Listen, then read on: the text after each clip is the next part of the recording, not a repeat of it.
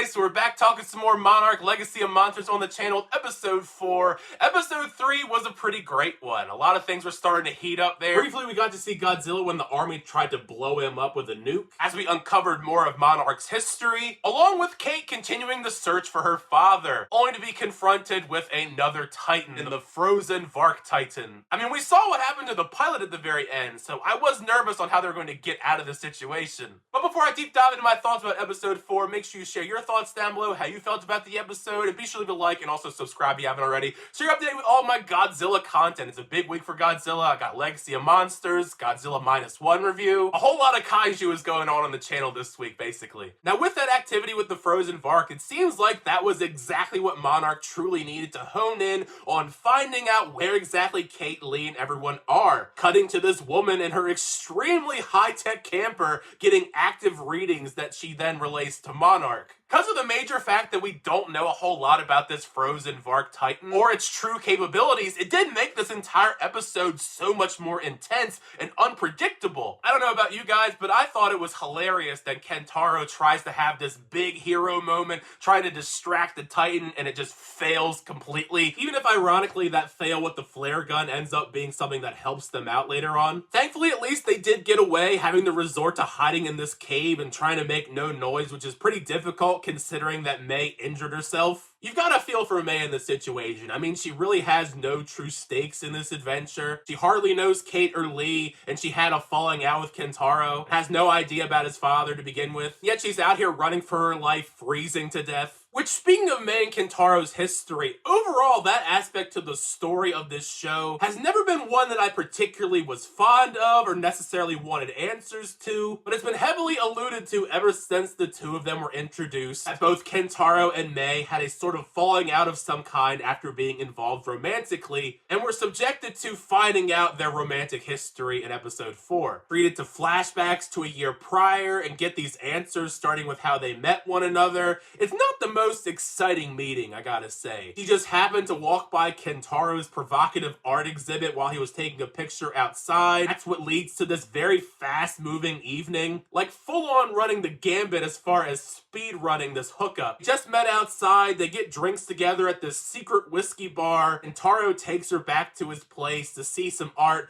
and they hook up right then and there. My biggest takeaway from these flashbacks that we get between her and Kentaro is how mysterious May seems to be as a character. We don't really know a whole lot about her. A lot of her backstory is fairly ambiguous, so that is, I guess, the more intriguing element on finding out more about her backstory as the episodes progress. For right now, I mean, she is going through it. Walking around with freezing wet legs, wandering the mountains, while everybody tries to figure out how you even survive this combo of freezing cold weather, and on top of that, you have this giant Titan running around, potentially trying to murder you. One of the more wild parts to me is the plan that they come up with while they're out here. I don't know if it's because they're all freezing to death, so they're all going a little bit crazy. They choose to actually split up because Kentaro swore he saw something from the plane, and they just let Kentaro wander off on his own into the freezing cold while they go another way. In most normal instances, I feel like you would have at least somebody walk with him to this destination, because it's not a great idea probably to just let a guy wander off into a blizzard on his own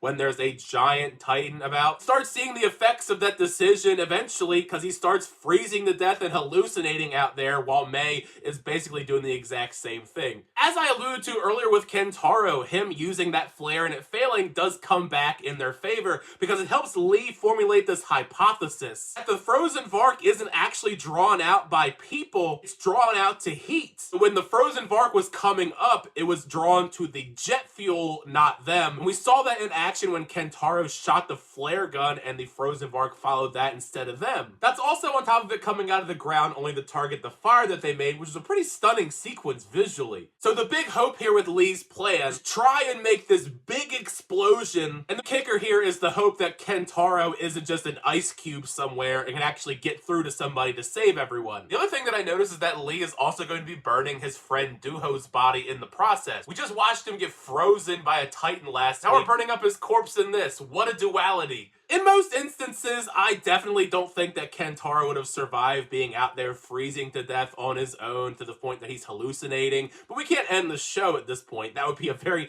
awkward, depressing conclusion. Fortunately for him, he is able to locate the base in between these cool, well-executed hallucination sequences where we kind of shift between the base and the art exhibit with his father. That scene I thought was emotionally impactful, given the way that he directs this speech towards his father, Hiroshi. In a stroke of luck, or I guess misfortune, depending on how you look at it, Hiroshi was at some point here. That was confirmed once we see some of the stuff that he left behind at this base. It's one of those things where, like, they just missed him, I assume. When we get back to Lee's plan with the frozen Vark, it goes about as chaotically as you would expect it to. It still was pretty intense. After everything we saw leading up to it, I thought maybe, possibly, this could be the way we see May go out. She's just gonna get frozen by the frozen Vark. She has the great idea to shield herself with the bag. It was a great idea on her part as far as saving herself from instant death. Frustrating because you just destroyed the laptop. Hopefully there's a backup, otherwise they're probably screwed. Just in the nick of time, however, lucky for them, after Lee's explosion, a helicopter does swoop in and save them all, and it is Kentaro.